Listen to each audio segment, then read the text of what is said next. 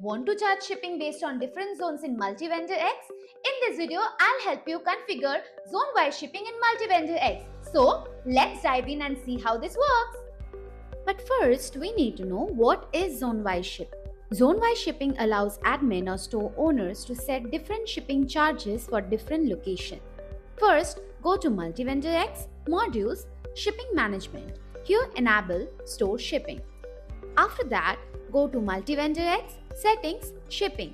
Now here, enable Zone-wise Shipping.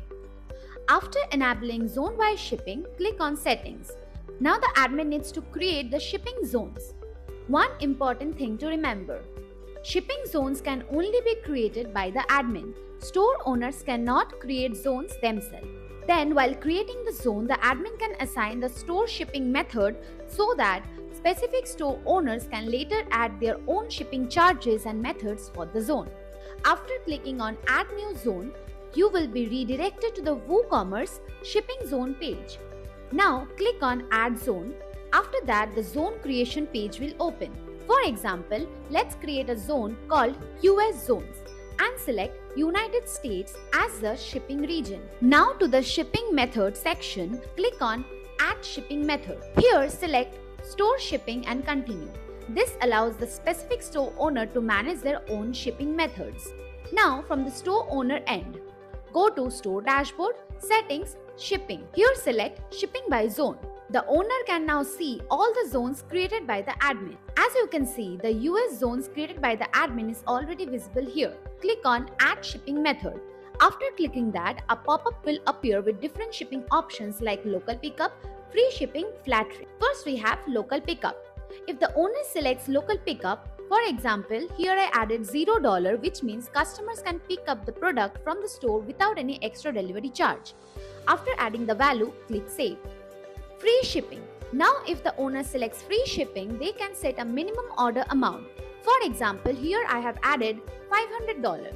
That means customers will get free shipping only if their order value is $500 or more. After adding the value, click Save.